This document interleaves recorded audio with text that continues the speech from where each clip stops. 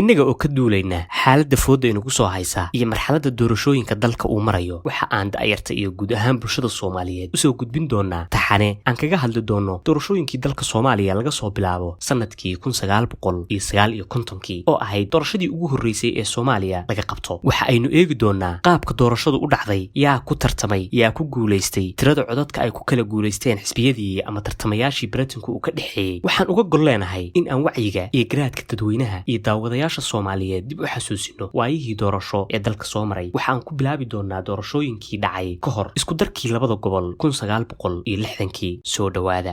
haddaan ku bilowno koonfurta Soomaaliya, maamulkii wasiyadda dardaarankii qaramada midoobay u igmaday dowladda Talyaaniga Administrazione Fiduciaria Italiana della Somalia oo loo soo gaabin ogaa AFIS. doorashadii golaha sharci dejinta bishii Maarso 1959 Assemblea Legislativa ama Legislative Assembly waxa doorashooyinka xubnaha golaha sharci dejinta loo qabtay dalka Soomaaliyeed ee markaas lagu maamulayay dardaarankii qaramada midoobay u igmatay dowladda Talyaaniga. maamulkaas oo loo yaqiinay Administrazione Fiduciaria Italiana della Somalia AFIS. doorashooyinka waxaa lagu maamulay sharciga doorashooyinka lambar 26 ee 12 Diseembar 1958 laguna faafiyay faafinta rasmiga ah ee Soomaaliya Bulletinio Ufficiale della Somalia.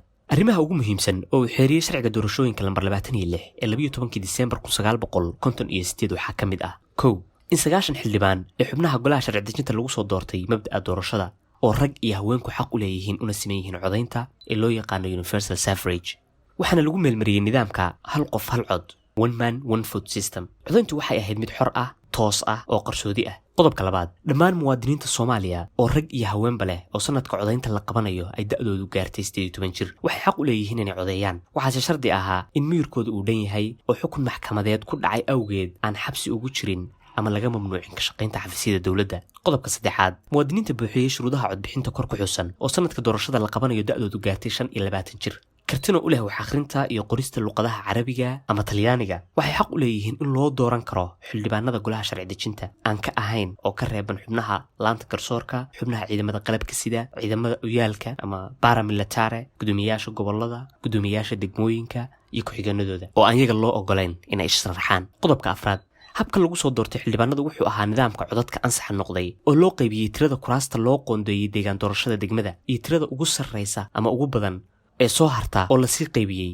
system of proportional representation on the basis of quotient and the highest remainder. natiijada doorashada waxay noqotay wadarta codadka ansaxay 313,760 cod, waxayna asxaabta ugu kala guuleysteen sidan soo socota: xisbiga Somali Youth League SWL 237,134 cod oo u dhiganta 75.58% codadka ansaxay. tirada kuraasta ku guuleystayna waa 83 kursi. xisbiga Somali Independent Constitutional Party wuxuu ku guuleystay 40,857 cod oo u dhiganta 13.02%. tirada kuraasta ku guuleystayna waa 2 kursi. xisbiga Liberal Somali Youth Party isna wuxuu ku guuleystay 35,769 cod oo u dhiganta 11.4% codadka ansaxay. kuraasta ku guuleystayna waa 2 kursi. firo gaar ah waxaa ka qaybgalka doorashooyinka qaadacay axsaabta siyaasadeed ee kala ah xisbiga Great Somali League iyo xisbiga The Somali Independent Constitutional Party. golaha wuxuu gudoomiyaha baarlamaanka u doortay mudane Aadan Cabdulle Cismaan. dhanka kale haddaan eegno waqooyiga Soomaaliya, gobolada waqooyi ee Soomaaliya, British Somali Protectorate, doorashada golaha sharci dejinta dalka Soomaaliyeed ee ku jiray maxkamiyadda Britishka oo dhacday 17 Febraayo 1960, The Legislative Council of the British Somaliland Protectorate. doorashooyinka xildhibaanada golaha sharci dejinta waxaa lagu maamulay sharciga doorashooyinka lambar 9 ee 1958 iyo wax ka bedelkii goluhu ku sameeyay sharciga doorashooyinka lambar 8 ee 1959. arrimaha ugu muhiimsan ee lagu xeeriyay sharciga doorashooyinka waxaa ka mid ahaa: 1. nidaamka doorashada. 33 xubnood ee golaha sharci dejinta waxaa lagu soo doortay nidaamka doorashooyinka oo rag kaliya xaq u leeyihiin cod-dhiibashada oo haweenku ka reeban yihiin. waxaa wax dooran karay oo kaliya dadka ku jiray maxkamiyadda Britishka ama ah muwaadin haysta jinsiyadda Britishka oo 21 jir ah ama ka da'weyn, kana mid ah dadka caadi ahaan u degan deegaan doorashooyinka. dadka sidaa ku sifooba oo kaliya ayaa loo diiwaan gelin karay in ay noqdaan codbixiyayaal. 2. qof kasta oo galay gabadfallo dembi ah oo la xiriira doorashooyinka ama lagu xukumay dil ama xabsi ama dhimirkiisu wuxuu dhiman yahay xaq uma laha in loo diiwaan geliyo codbixiyanimada doorashada. 3.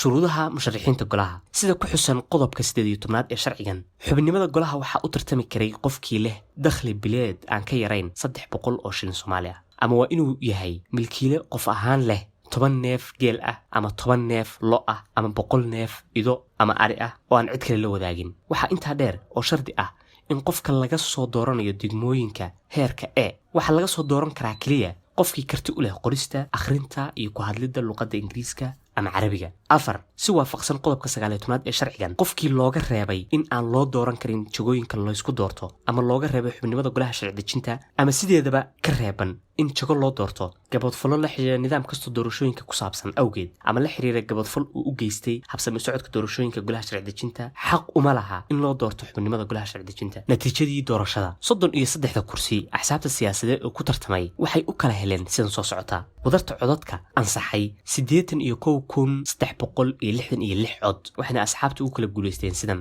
xisbiga Somali National League SNL tirada codadka uu helay 42,395 cod oo dhiganta 52.1 boqolkiiba tirada kuraasta uu ku guuleystay waa 20 kursi xisbiga United Somali Party USP 13,350 cod oo dhiganta 16.41 boqolkiiba codadka ansaxay tirada uu ku guuleystay 12 kursi xisbiga National United Front 20,249 cod oo dhiganta 24.89 boqolkiiba codadka ansaxay wuxuuna ku guuleystay hal kursi xisbiga Somali Youth League SWL 4,626 cod oo dhiganta 5.69 boqolkiiba codadka ansaxay wax kuraasana kuma guuleysan isugeynta codadka asxaabta kale heleen waa 746 cod oo dhiganta 0.92 boqolkiiba codadka ansaxay wax kuraasana kuma guuleysan intaasi waa doorashooyinkii ugu horeeyay ee ka dhaca dal Soomaaliyeed waxaa inoo xigi doona dhalashadii dowladda Jamhuuriyadda Soomaaliya iyo dhismihii golihii sharci dejinta Soomaaliya soo dhawaada